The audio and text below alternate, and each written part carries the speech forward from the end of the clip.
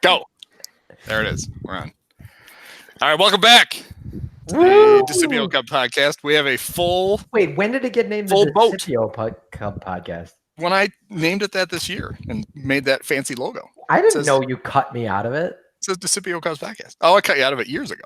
Is it because my website's been down since 2015? That's kind of why. You basically told me Oh, that I didn't have to pimp your website anymore because you didn't do it. that's true. I'm not getting any of that sweet ad revenue anymore. So anyway, we want to welcome Kyle back. Welcome back, Kyle. Thank you. Good to be back. And I guess in honor of the podcast's old name, it was the observation of Lee Elliott Day today per Nisei Lounge on Twitter. Right. So, Oh, darn. I missed it, most of it. I still have. Poor Lee, may he rest in peace. Oh, wait, he's still alive. So I guess he doesn't have to rest in peace. He's still kicking. Do you have a Kyle? You want to tell us about what you're drinking? yeah, I was at the local Binny's about a week ago, and the Ron Santo Ale was on the shelf, and I picked it up, and it tastes like the runoff of the troughs in the upper deck at Wrigley. I'm not going to ask how you know to compare it, but I will take your word for it. Ugh. Who brews that wonderful thing? Oh, let's find out. Oh, this might be too.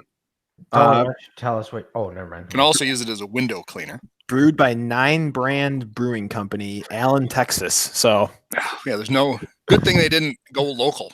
Yeah, there's no breweries in Chicago that they could have partnered with. So, good job. Kyle, have you ever tried Big Hurt beer? I have not. That's next on the list. Oh, no, don't that just skip shouldn't.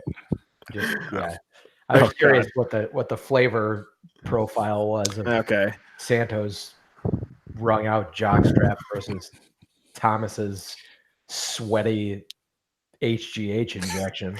They want you to know though that the rumor that 80% of the people who drink it go blind is off by like 40%. Yeah, it could be 120%. So it'll be safe. I wonder, does it have extra testosterone in it? Because we know that's been a problem for Frank. All right, so because the fans loved it so much last week, we're going to do the rundown. Andy, for our audio listeners, Andy just shrugged. I don't know.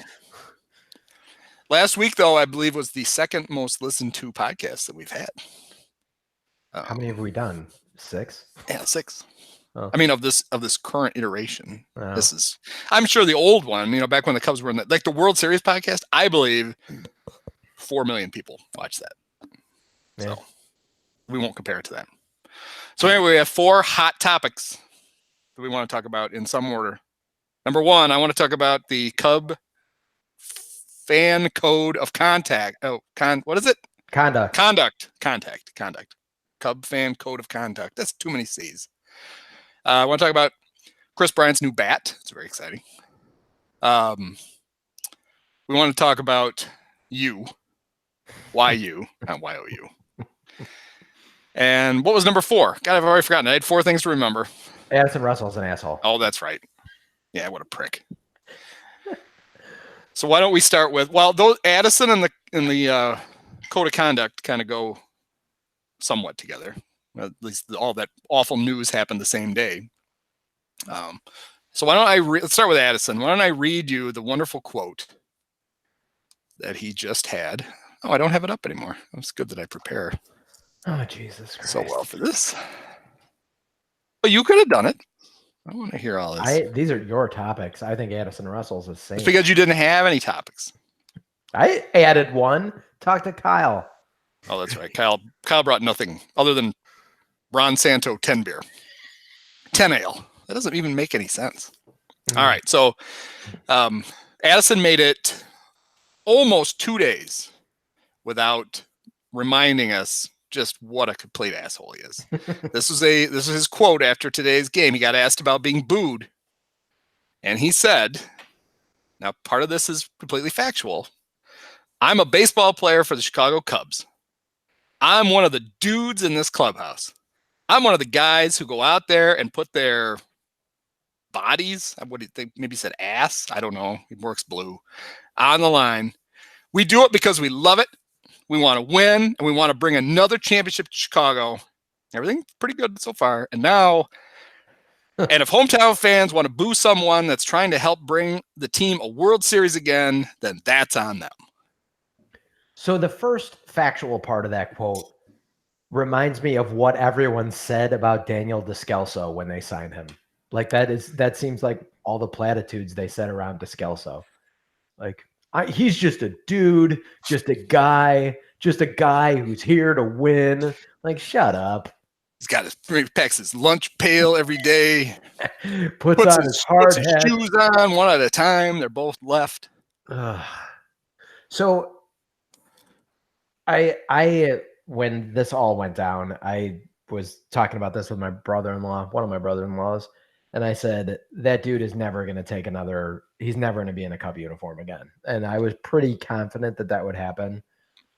And I was talking to Kelsey about this last night, actually. I do think it's admirable that the Cubs tried and are trying to help him be less of a piece of shit human being. However, they could have said, we are going to devote money and time and energy and invest that into you because we are a good organization to make you less of a shitty human being, but you are never playing for our team again. If they cared about him that much as a human being and cared about his ex-wife and cared about just this in general, that's a drop in the... And by the way, the Ricketts could use some goodwill because we all hate them right now anyhow. They could have said, your baseball career here is over, but because we appreciate what you did, we appreciate what you did in 2016 for us, all of those things that he said in the first half of this quote, we are going to help you get help to not be a horrible human being. But, and by the way, this is a shitty reason to not bring him back. We don't need you anymore. Like you're not going to supplant Baez at this point. And like we gave Bodie a truckload of money for no reason. So we don't need you. And like, we're sorry that you made this decision. We're sorry that you're a bad person. We didn't realize you were a bad person. Now we do. Goodbye. We'll help you as much as we can. That wouldn't have been that hard, especially because they don't need him for baseball reasons anymore. So like if they are just being selfish and just thinking that way, you don't need him anyhow. Like, dude, use this as a, hey, let's get back into the good graces of this fan base, because everyone hates us for Islamophobia and for wife. Like there's so many things that are floating around that team. They had the opportunity, and they couldn't have guessed that he was going to get a shitty reaction. He's going to get a shitty reaction probably for the rest of his career in baseball in Wrigley Field, because like, so you have some foresight. It didn't take a genius to figure out that he is going to be booed mercilessly by the fans for a very long time. I was really worried that he wasn't going to get booed in the first. I mean, I didn't expect. I knew the Cub fan. Well, I shouldn't say I knew. There's plenty of dumb Cub fans. I suspected he wasn't going to get the Josh Hader standing ovation. Yeah, right. But I thought he would get. I thought the boos would be few and far between. And not only did he get booed, every time he came up after that, he got booed more. It was like the first at bat, because they're Cub fans. I have a whole bunch of who's up. What? oh, it's him. Boo. And they got their shit together in at bat 2 and 3. So I was heartened by the fact that, you don't get to be, a complete asshole, just a horrible human, and just be completely forgiven because of what? What's he proven yet? Nothing. Yeah. So, and that's actually a good point, Dolan, because I didn't think about this, because if I recall correctly, I was at the first Wrigley game where Chapman came in and definitely didn't get booed as lustily as Addison got booed, but there was definitely some smatterings of boos around the park. But that only happens when it's not like they booed him every half inning. Well, he wouldn't have come out for many other half innings. Yeah. He comes in that once, he gets his boos, and then he starts throwing 100 miles an hour, and everyone's like, oh, okay. Yeah, the boos turned to ooze right away. Ooh, look at that. Yeah. And I was really, I wasn't concerned. I felt like, given what we talked about it last week, the fact that the Ricketts, everything turns into a PR disaster with them. Mm-hmm. He comes up in the 9th inning with a chance for a walk-off, and I thought, oh, shit. Yeah. This is going to happen. And then the fans are going to, they're going to go nuts because they won, and he's going to get, Gatorade dumped on him and all that shit. And mercifully, they waited a couple innings, and Hayward did it instead. Yeah, a much more acceptable. Yes. Yeah.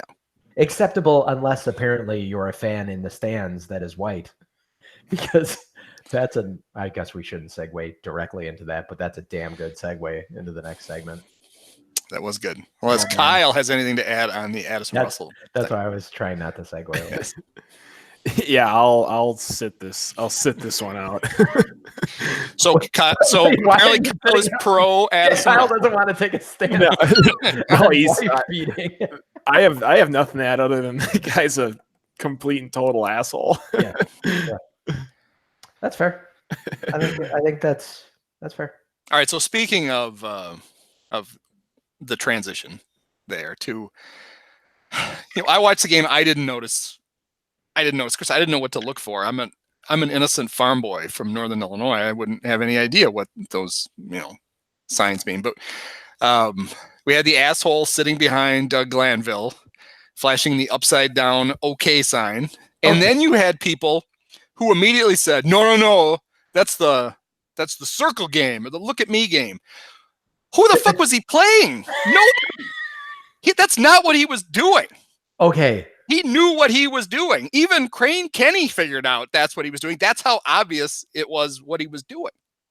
Oh, he was clearly doing something. What in the world does that? Like, maybe I haven't gone to the remotest parts of the internet, and we don't have to give it specifics in one. But is that really a white supremacy thing? Apparently, to do this, I don't know it completely. My wife asked me about it, and I was trying to explain, and I only learned about it because of this exact incident. But apparently, white supremacists decided they were going to use an innocuous everyday sign, because that's an actual. I mean, that's a sign. That's an American Sign Language sign. That means okay. An ASL. Yeah. That's how a deaf person would tell someone that they're okay. So and it's also how a diver would say, "I'm not getting eaten by a shark." Yes, that's right. But anyway, so these crafty white supremacists decided that they would really show those libtards. They would try to co-opt that sign so that the liberals would get mad at them, and it would show that they overreact to everything. But then apparently, they decided maybe they always turned it upside down. Maybe that was the deal. But then apparently they just got so they liked it. So they became a sign that they just flash, if they see a camera or they see somebody, they see a crowd. So that's apparently how it became a thing. First it was, just to show how people overreact. And then they're like, oh, I kind of like this. And so they decided to adopt it as their own. Okay, so I am also, so this just shows how stupid white supremacists are. But I'm also looking this up that and obviously you people that are watching this can see this, but when you do that, wait, I got to do it this way.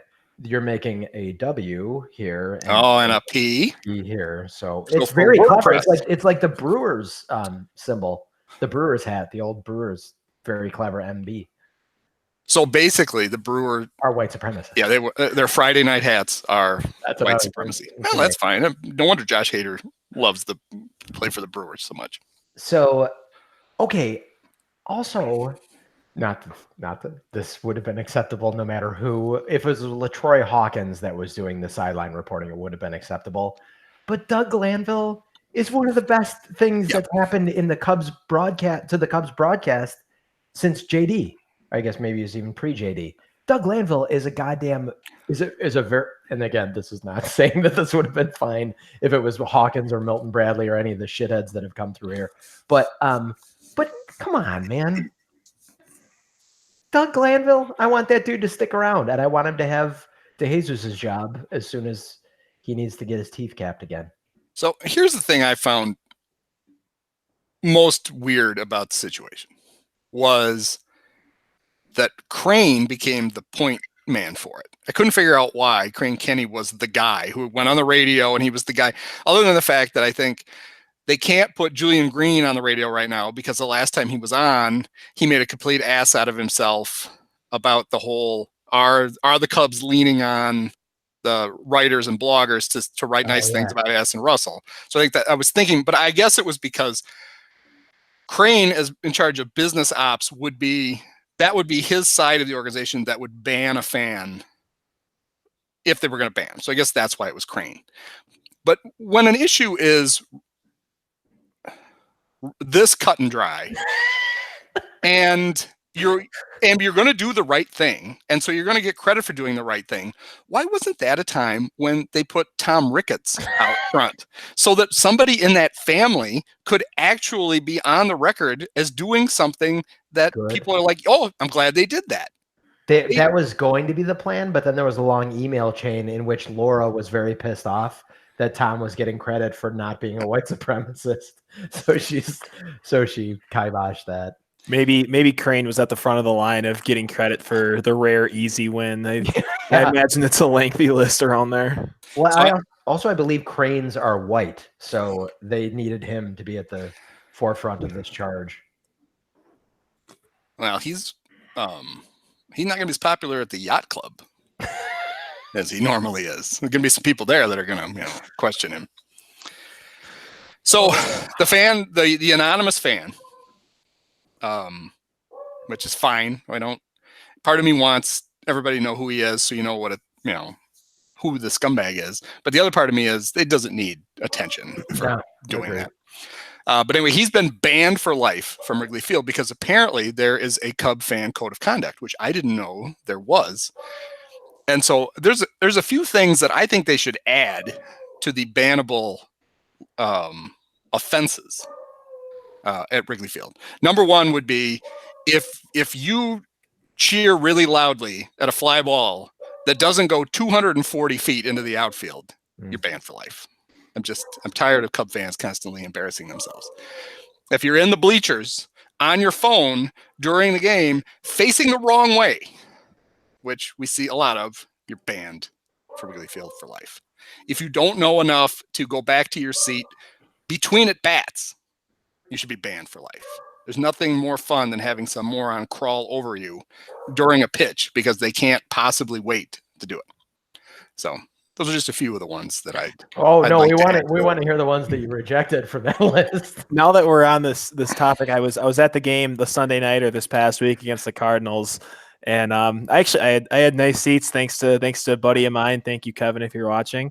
He is, and unless he's in Sweden. Yeah, there was a gentleman with his lady friend seated across the aisle to our right, and the guy spent innings 1 through 5 with his head and face straight into a bag. So that was interesting. Boy, that's not where I thought that was going. I mean, so I guess we could add that one to the list. I like Dolan's bleacher phone idea. I just worry about the damage that would do to bleacher ticket sales over the course of the season. Well, we know one guy who'd still be out there. That is true. Al would love that. He'd have the whole place to himself. I don't know about bannable offenses.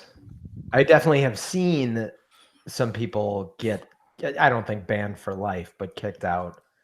I saw a very attractive girl in the bleachers do a striptease in the early 2000s that everyone appreciated and the security guards were great. They let her get down enough where everyone was happy.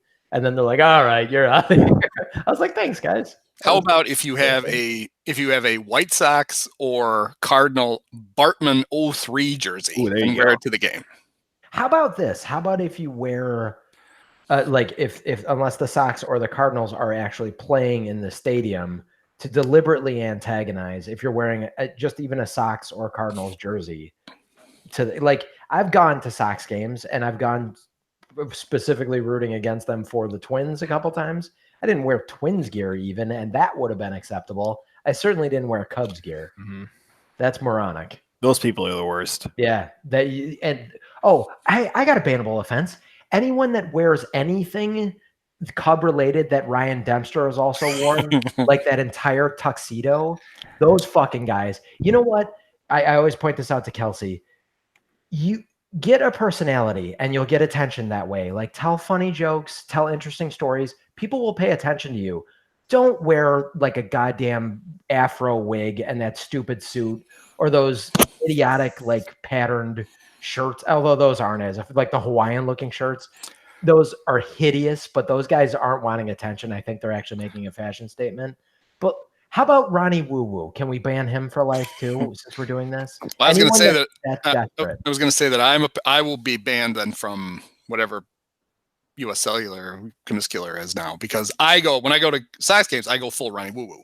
I wear the entire Cub jersey, stirrups and all. I didn't know that was wrong. I just thought I was, supporting the team, even when they're not playing. I haven't heard Brown in a while.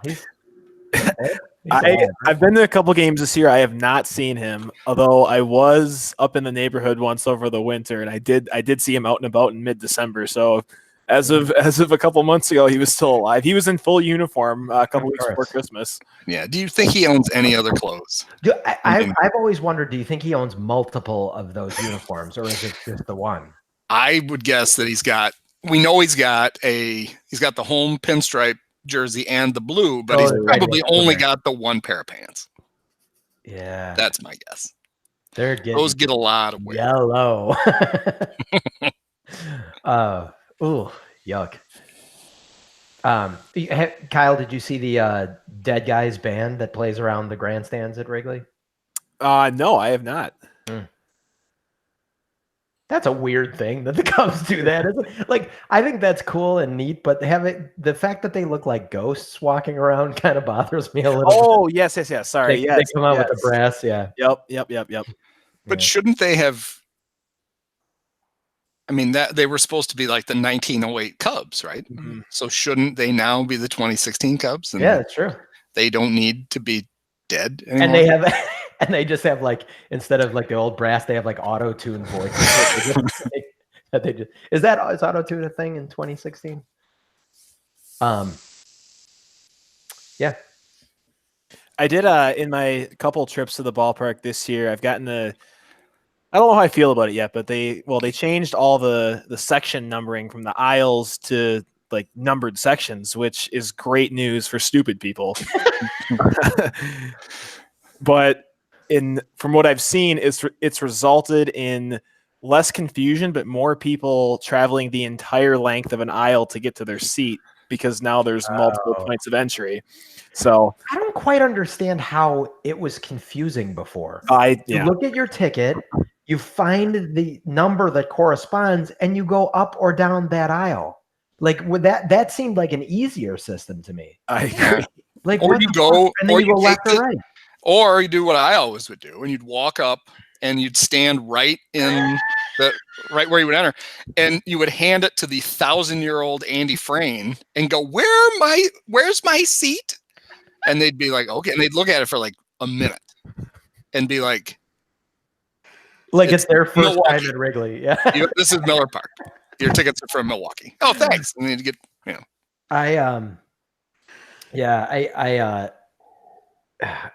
the other way to do it is the way I do it, is just buy tickets for wherever and just sit wherever the hell you want until you get moved.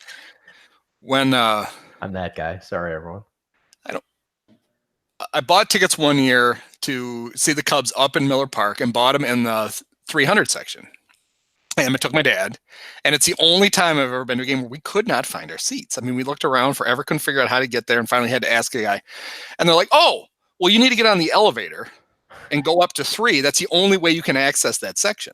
I'm like, how were we supposed to know that? There's no signs. There's nothing. Oh, yeah, there's no signs. Thanks. I mean, here we were. We thought we were the dumbest people in the world. We're like, we can't find our seats. I mean, this is the kind of people we laugh at. But then it turns out we had these super seats. They were really nice. I mean, we had our own, we had wait service and all that stuff. But I didn't know that when I bought them. I looked on the chart. They looked like good seats. I bought them. They weren't that expensive because it was Miller Park. But I didn't know that you had to know like some secret knock to get to the frickin' seats. You thought you were the dumbest person in the world, but then you checked Wikipedia and you're like, oh, Kyle Farnsworth is still alive. Like going back to bannable offenses and with me swapping around seats, if I've been sitting in your seat from the first inning to at least the mid 4th, and you show up then and kick me out of your seats because those are your seats, I'm sorry. I think that I get those seats by adverse possession, and you should be banned forever from Wrigley. I mean, that's fair to me. Like, if you're on an airplane and you grab a seat and the plane takes off, you get to stay in that seat, the whole time. The person's not getting on the plane. So it should be the same thing. If you're in a seat and the game starts, well, I'm sorry that you didn't make it in time. It's my seat now. I'm fine as long as you make the first third-ish, or at least the first half of the game. Like if you show, I know stuff happens, or maybe you were standing outside and waited for tickets to get scalped, but it dropped low enough to get scalped, I should say.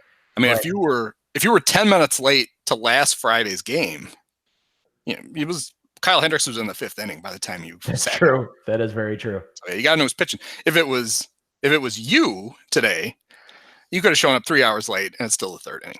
And you would have still seen 3 or 4 walks. Good transition. Should we go to that now? Yeah, I thought that was pretty good. we really sell it by then going, hey, that's a good transition. Well, I figure you're going to edit all those out and just do star wipes and like sound effects for the transition. But my question before we started was, what is the statute of limitations on us not bitching about how terrible you is to watch it pitch? Even if his stuff is electric and he's good and he's going to be great and blah, blah, blah. And he's got the best stuff on the staff, like everyone has been saying. He is so horrible to watch pitch. It's miserable. It is the worst. It's one of my least favorite pitchers watching take the mound since Dempster. It's so weird because he tends to walk the worst hitters. Yep. He walked a pitcher today. He's got to own the National League record for consecutive 8th place hitters walked. Yeah. I mean, he almost always does it. It's just, it's confounding because last year you could blame some of it. He wasn't this bad last year. He wasn't great, but he wasn't like this. And the fact it turns out he had a bad elbow, so you could blame it on that. Well, he doesn't have an excuse this year. Apparently he's healthy. And then you have the weird thing where like he throws 93 in the 1st inning. And then if he makes it to the 5th, he throws 99. Right. It's like, well, you loosen up an hour before the game. Or what are you saving the velocity for? I mean, you're not even likely to be around. Why don't you use it from the very start? I mean, he seems like a nice guy. He's pretty funny now that he does interviews in English. He's very good at English too. Yeah, you kind of wonder why he was wasting time doing. Maybe he's just making the Cubs pay for the interpreter. It's like, I need one. Sorry. So, I don't know if you guys made the mistake of watching the post game, but Kaplan, he's like, so Kaplan, it's either nuke it from space or everything's fine. Like there's literally no. Stop panicking. What are you guys worried about? Everything's fine. or the sky is falling. So he's like, so when does Joe Madden just say, hey, look, Tommy is calling the pitches and just signaling them in, and you're just they're putting the numbers down and you're just throwing that. And DeJesus goes, you can't. He's like, that's little league stuff. You can't do that. And like, why does his name just fell out of my head now? We were just talking about him. Cap? No. You Darvish? No. The guy I want to replace DeJesus, and I don't want to say what. Doug Glanville. Thank you. I didn't want to. And Glanville kind of was like, yeah. So they talk about it. The two former baseball players talk about it for about a minute, and Cap takes it and he's like, correct. And then he's like, so why doesn't Joe just sit him down and say, we're calling the pitches? And like Glanville and DeJesus look at each other like, what the fuck did you like? It's like Kaplan. And I suspect this is what Kaplan does a lot of the time. He asks a question and then he just scrolls through his Twitter feed. Yeah. And then he like looks up when he hears silence again and just asks the next question on his list. And he forgot to cross that one off. Yeah. Doug should have given him the old Paul Silas. What am I speaking Chinese here? One of my favorite press conference responses ever. He answered a question. He got asked the exact same question again. And he just goes, what? Am I speaking Chinese here? Yeah, that was, but I get, God, I remember the first couple starts for Darvish. I was like, man, I want to see, this guy's got such electric stuff. This is going to be so exciting to watch him. And he is the one starter that I would actively skip. And God bless Mike Montgomery, who's rapidly becoming one of my favorite redheaded left-hander pitchers for the Cubs since Terry Mulholland. But Terry Mulholland was not a redhead. He was kind of redheaded. No, he was a swarthy. Well, he looks exactly like Dante from Clerks. Yes. That's not a redhead. Well, he played for a lot of teams that wore red caps. Oh, okay. And he got sweaty and it bled into his hair, and then he became a redhead. Well, he has a very I think he's. Oh, you're right. I guess I'm looking at pictures of him. Yeah, he's pretty dark haired. That's true. He's swarthy. It's a good word for him. All right. All right. I'll concede that he is, but here he is in a Phillies cap. Here he is in an Indians cap. Here he is with a Cub hat that had a red C on it. Here he is wearing a clown wig. It Braves bill of his cap. Oh, you're right. I know. Of course. How could I have not thought he was a redhead? So here's my baseless prediction as to if you doesn't turn this around, I think the Cubs are going to get out of his contract because I think Yu's going to retire. Because he almost retired after he blew Game 7 for the Dodgers. He thought about just quitting. So he's banked another $40 million the last 2 years. He may just go back to Japan and say, F it. Of course, if he pitches relatively well, he's only owed $80 million. I mean, he has plenty of incentive to stick around. But I think it's not out of the question that Yu says sayonara. Do you think he's enjoying it? I know he's not. That's what I mean. He can't. Yeah. I mean, if you're really good, if you're a really good pitcher, and he has been his entire career, he was amazing in Japan. He was really good with the Rangers, and all of a sudden, you can't throw a freaking strike, and you've got a shitload of money, and your neighbor in where does he live, Lake Forest, is suing you because you put your fence up. You may just say fuck it and leave. Your body's probably starting to fall apart a little bit, and then yeah, maybe that'd be nice. Or you know what would be nice if he just starts pitching like old. Yes, because he's good. That would be nice. Yeah. Can you imagine how good that starting rotation is if he's good? Because he's the only weak link right now. Yeah. Think about and he's not supposed to be. It's supposed to be John Lester, and he's probably their best one. Best, yeah, I know. Bless that man. Okay, so maybe everyone starts sending you hate mail about how much. Let's not give any more bad advice about people's lives. No, let's not. So the back-to-back walk-off wins with home runs. Well, that's very well explained by me. Yeah, good job. We got it. I don't know if you guys remember this. On Tuesday and Wednesday night, Cubs won games on home runs, and then everybody left. It was the first time since the wonderful 1998 season when, in the same series against the Brewers, the great Orlando Mercer. Were you going to guess? Is that what you wanted to do? Too late now. No, I think you guys already knew who it was. So it's Orlando Merced and Mark Grace walked off the Brewers. Somebody, I love it when I talk about my Twitter feed, but after I tweeted out the highlights of both home runs, somebody pointed out something that I'd forgotten, and it's very apparent on the video of the Mark Grace one. Some of the fans were not all that excited that Grace hit the home run because Sammy was on deck. And there was a bunch of fans that didn't give a shit if the Cubs won. They just wanted to see Sammy hit another home run because he hit 60 the day before. Yeah. But Sammy is pissed. Sammy throws his helmet. I mean, he didn't throw a tantrum, but you can tell he's like, oh, I guess we won. And he takes his helmet and he whips it towards the dugout. And then he goes to home plate and he greets Grace. But I would not have noticed that if a fan hadn't pointed out that, or somebody on Twitter pointed out that fans were, there was a mixed reaction to the game-winning home run. You know what's crazy? Now that you bring that up, as self-centered and as a colossal piece of shit as Sammy Sosa's personality was, Addison's worse. That's amazing. Yeah, Sammy was more self-aware. Yeah. Than Addison. And Sammy was barely self-aware. This is a guy who dressed and he has put on a complete cowboy outfit to take a picture with his wife. I mean, that's the epitome of not being self-aware, and yet he's the fully developed man compared to Addison Russell. Yeah. Including the cowboy colored skin.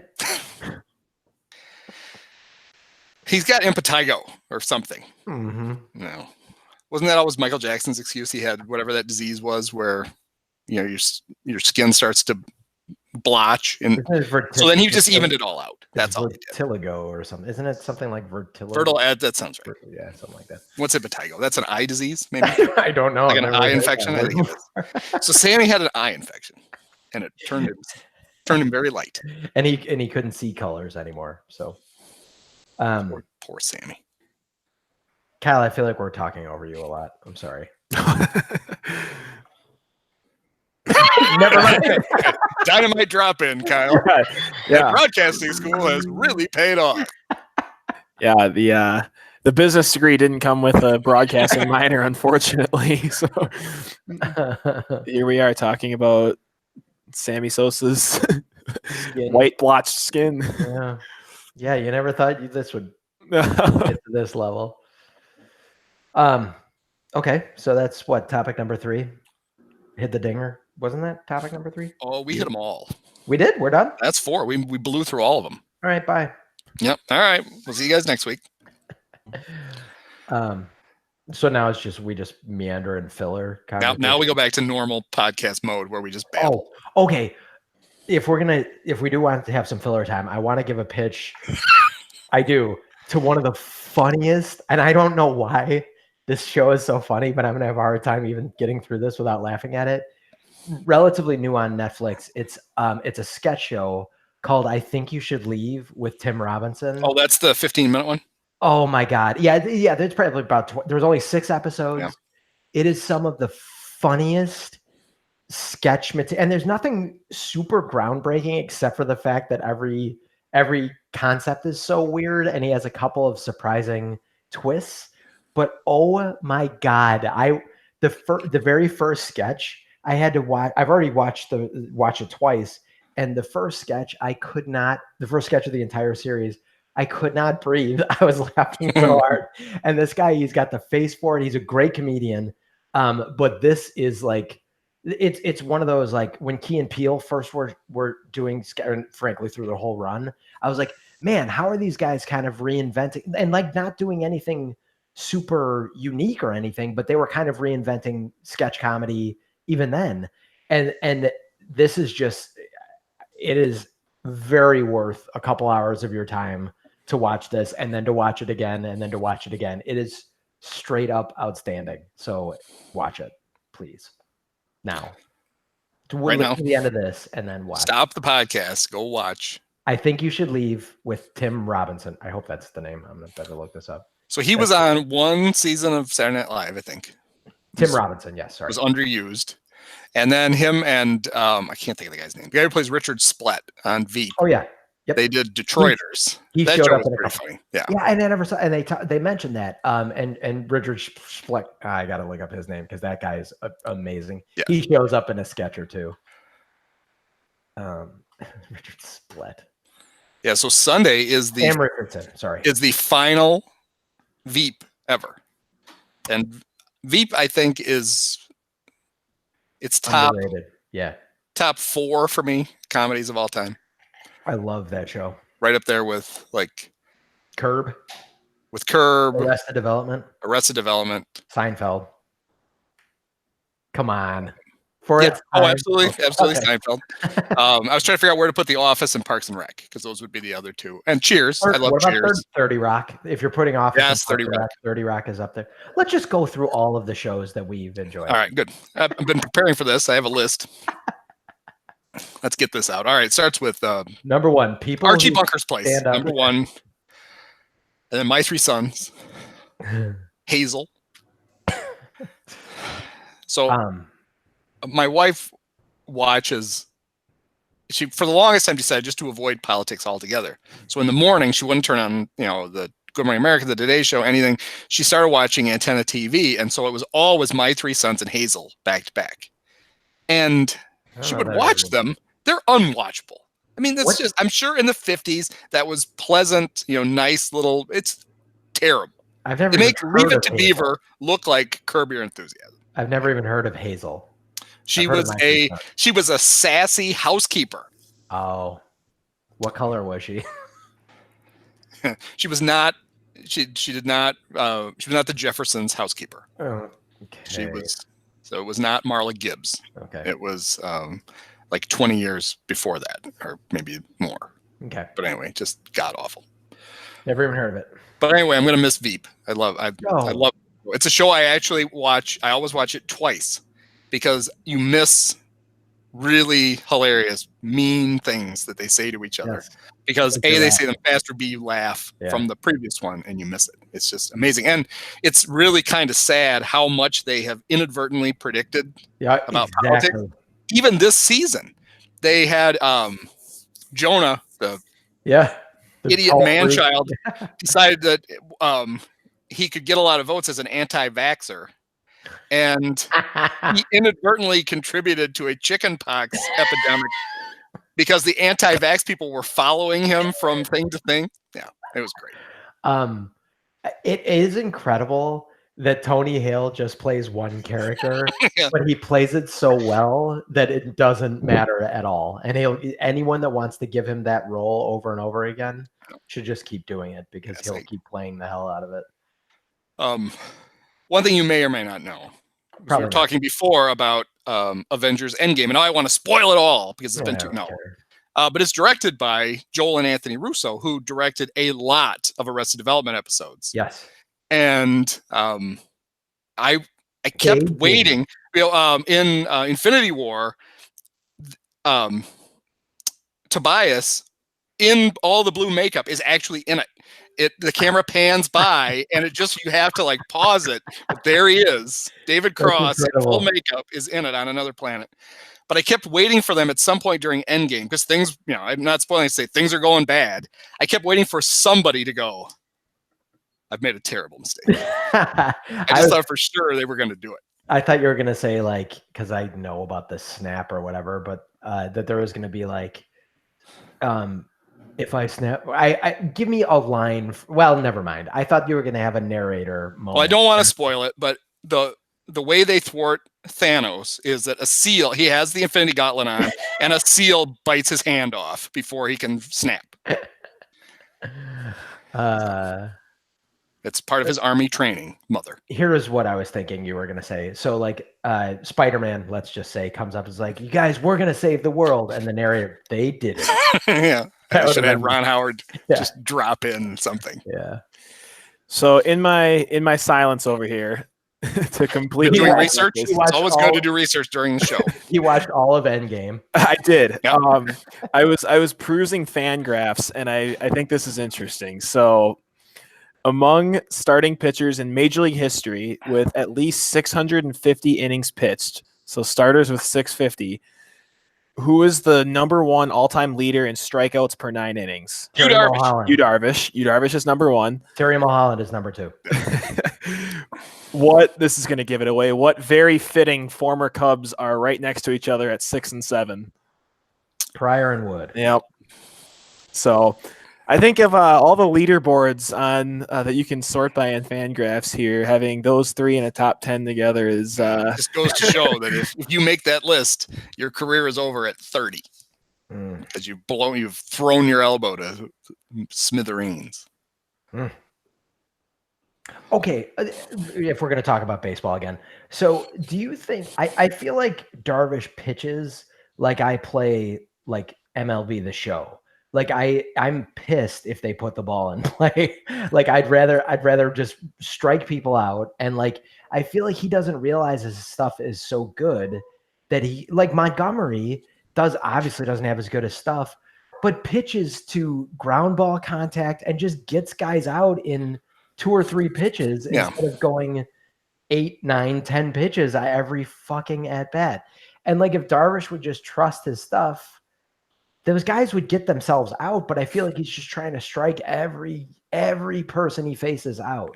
Well, especially the Marlins. Yeah. I mean, they're begging to make an out. Yeah. Well, except for Neil Walker, Nick Prado. He went. I think Neil went 6 for 9 against the Cubs, and I know you love it when I quote my own tweets, but I'm going to do it because it ties in with a joke you made earlier. Because I tweeted out today, I said. When Neil Walker got yet another double, I said Laura Ricketts just emailed her dad and complained that people think Neil Walker owns the Cubs. That was pretty funny. That is pretty funny. So I had never bothered looking back on this. And it's because it's a common enough name too, and I just assumed that is the Neil Walker that used to kill the Cubs when he was on the Pirates, right? Yes. Oh, yeah. That's what I thought. Pirates and then the Mets, and then he played for the Brewers last year, 2 years ago. I don't remember him on the Brewers. I do remember him on the Mets and obviously the Pirates. I think this is a very dumb drop in, but if anyone's still listening at this point, they're ready for this. I feel like that guy used to have a lot thicker eyebrows. I don't know why. Like Terry Mulholland's red hair. Maybe this is like a Bernstein, Nelson Mandela is dead situation. Well, he probably lost them when he went to Milwaukee. He had a horrible tailgating accident, and it flashed in his face and burned his eyebrows off. Maybe they needed to shave him off and give him to Bernie for his What does he have, a mustache? Yeah. Speaking of The Office, one of the funniest Office moments. Let's just reminisce. Let's fill the last 10 minutes or so with reminiscing about The Office. When they can't figure out if Stanley has a mustache. Because right now I can't picture if Bernie the Brewer has had mustache. Well, Stanley definitely did. I think Bernie did, right? Bernie has a mustache. That's what I thought. But I can't picture it. I get why they couldn't picture Bernie is blonde Bob Brenly. I mean, that's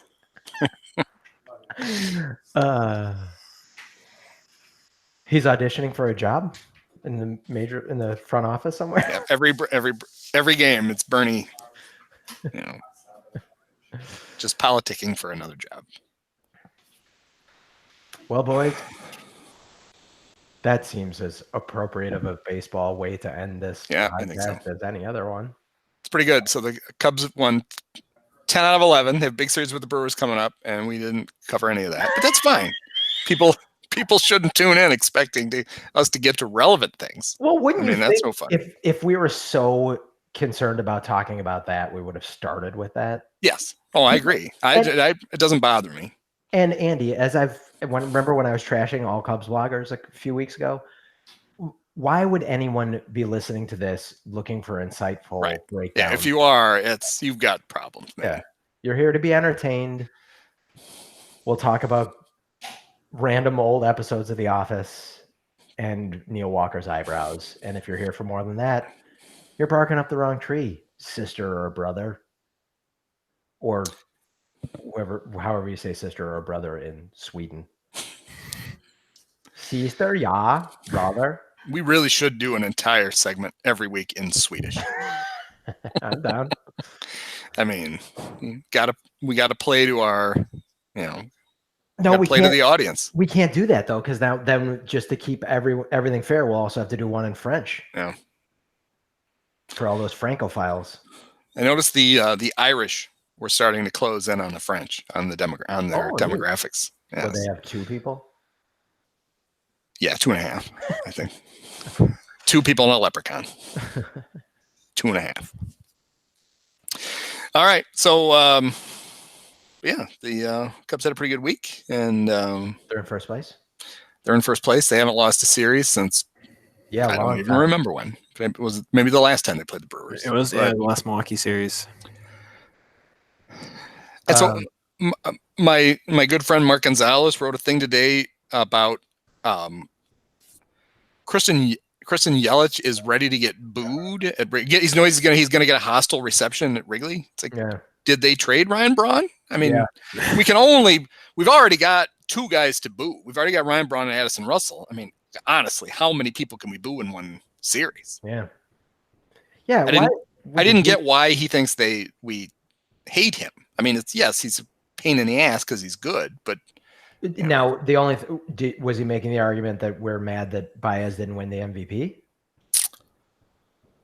He didn't. Could be, but the reason Baez didn't win the MVP was twofold. One, the Cubs completely shit the bed the last week of the season, and 2, Christian Yelich wouldn't stop hitting home runs. Right? Yeah, he had a better year. Baez had a great fucking year, and he'll win it this year, guys. Don't worry. But I did. I missed the topic. It was my fault. You were right. We were only on 3. So here's a little reward for both of you who made it to this part of the podcast. So this was an interesting story, I thought, in The Athletic. Perhaps you've heard of it. Yeah. Anyway, a couple of weeks ago, in a game against Arizona, Chris Bryant breaks his bat. Oh, yeah. Summons the tubby bat boy out and says, "Pick me out a winner." The kid gets his Wonder Boy, which is, instead of Wonder Boy, is one of those weird axe bats, which is a bat that has body spray embedded in it, apparently. Oh my God. So it has an axe handle thing on it. And he's gone crazy since then. He's hit 6 home runs. He hit a home run on the very next swing. He's had 6 home runs since he started using this bat. He's back to being Chris Bryant. Everything's all excited. But so Sadev wrote a long thing about this. I mean, really long. But I was very entertained by Sadev decided to explain the very unusual grip that Chris Bryant has on a bat, whether it's an axe bat or a regular bat. See if you can picture what he's describing. You are really selling memberships to The Athletic right now, by the way. Giving away content and saying that he wrote a very long article about a bat handle. Is that the kind of content that's hidden behind the paywall? I didn't say it wasn't good. It's just long. Long form writing should be encouraged. Mm-hmm. America needs to be more literate. Mm-hmm. And that's what The Athletic does every day. It makes America just a little bit more well-read. Uh-huh. Anyway, here's his description of how Chris Bryant holds a bat. Bryant has a unique grip as far as how he holds a bat. The pinky of his top hand and the pointer finger of his bottom hand are on top of each other and not really on the bat. It's a golf grip. That's all it is. You didn't need 40 words to say he holds the bat like he's holding a golf club. Wait, what do you mean on top of each other? Does he mean interlaced?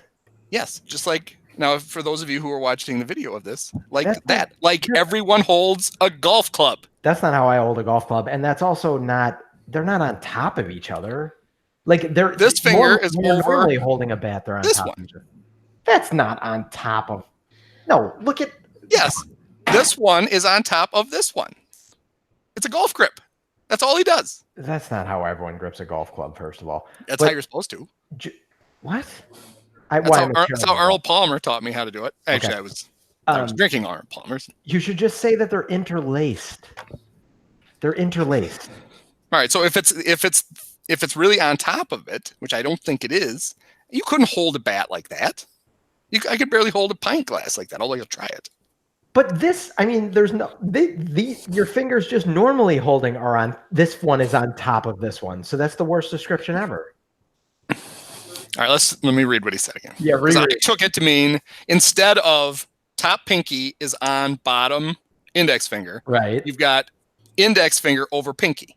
Oh, so they're interlaced. Which would mean you've interlaced it like a golf club. Yes, interlaced. Just use the word interlaced. Yes, he doesn't use the word interlaced. The pinky of his top hand and the pointer of his bottom hand are on top of each other and not really on the bat, which is just like a golf club.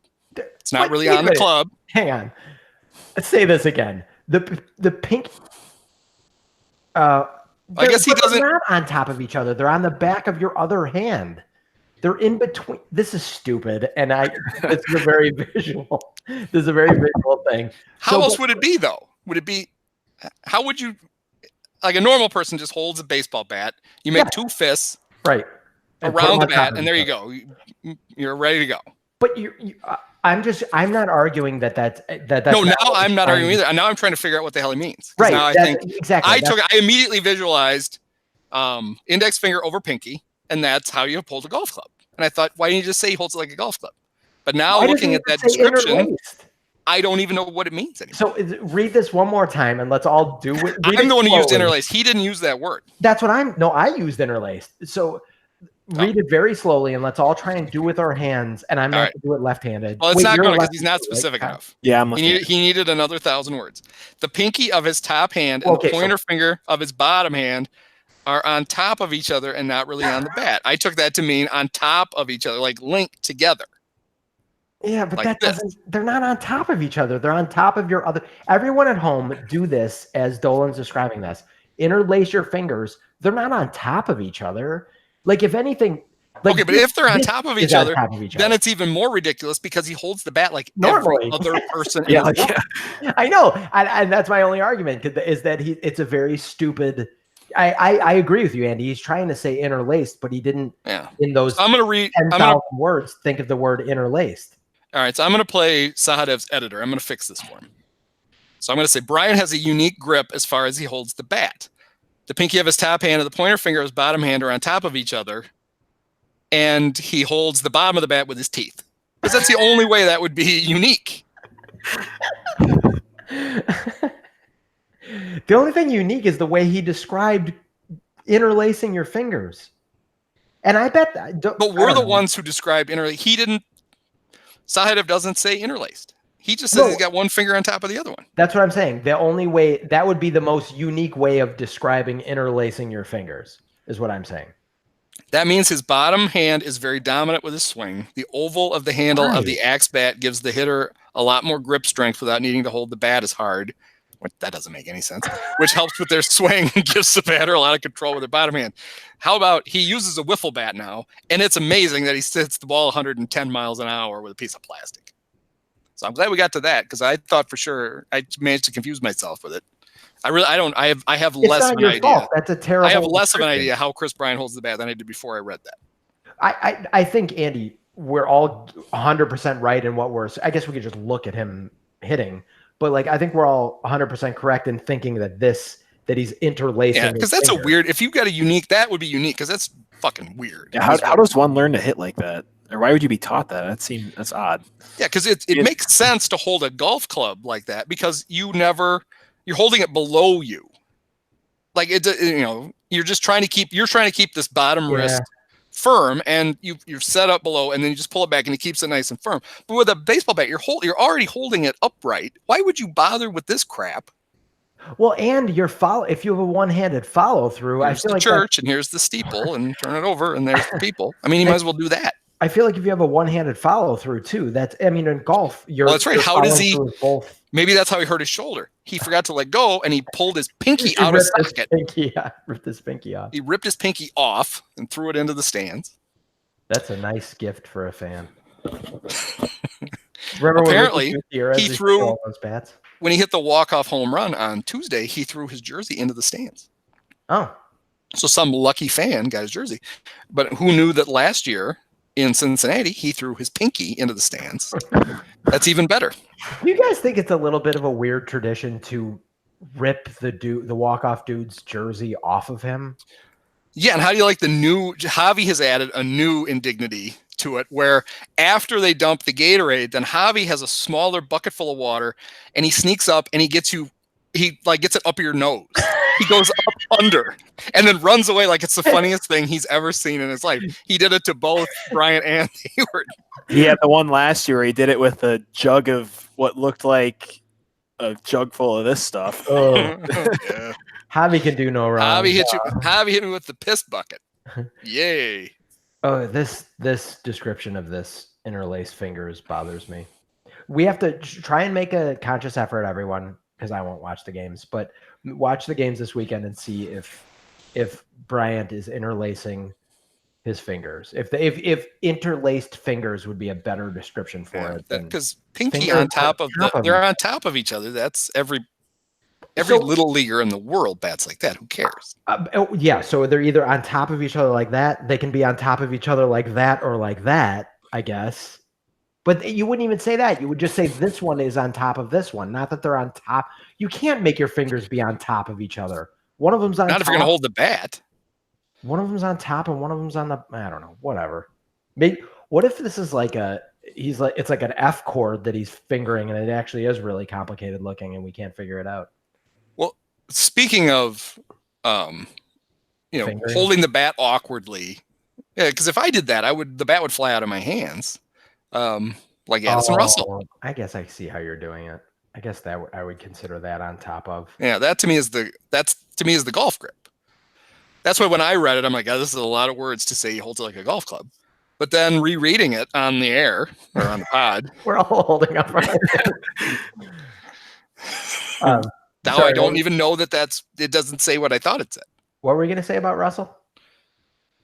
Well, if if you have a funky grip, you would think that the bat would fly out of your hand a lot. And that's before we found out other things. That was the thing he was probably most famous for, was that 3 times at home state would chuck his bat into the stands. Yeah.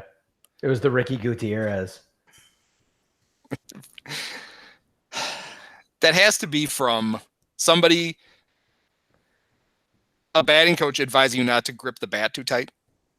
So they hold it extra loose, and then they can't possibly hang on to it. It's like, I would think the one thing you could make sure you do when you swing a bat is not let go of it. That doesn't seem that hard. He's like, when I say don't grip it too tight, I still do want you to grip it. Just to be super clear. Just throw the bat at the pitcher every time and see how that works out.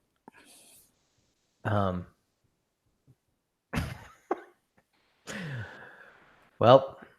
All right, so that's there. I hit her. I'm glad I remembered that topic. Yeah, why we wasted time. Really added an awful lot to people with a half-assed description of how Chris Bryant. Well, if you weren't watching this visually, then it would be hard to figure out what we were doing. Yes, well, we have to make sure we post the video this time, because otherwise, there's no way you could figure out what the hell. But the problem is, Sadev, that is his medium. He has to be better at describing that so we can understand it. We're making a really strong case for this to be a podcast that The Athletic wants to put on every week. Yep. We going just criticize it. No, but think about it. What are people doing right now? They're like, oh, I better read what Sadev wrote.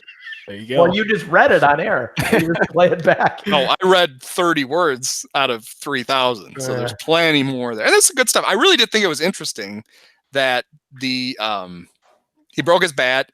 He wasn't going to use the axe handle bat in games, but that's the one the Bat Boy brought out. Next pitch, home run. He stuck with it the whole time, and all of a sudden, he's Chris Bryant again. I like that you're rehabbing this, but the damage has been done, Andy. The sponsorships have left. The cat is out of the front door and halfway down the block. I feel terrible. Okay. All right. When we all say, okay, all right. Now we need a quorum, Kyle. So we all vote. We adjourn. Do I have will someone second the motion to adjourn? Seconded. All right. All right. All right, guys. We'll see you guys next week. Sounds good. Go Cubs. Go Cubs. Go Cubs.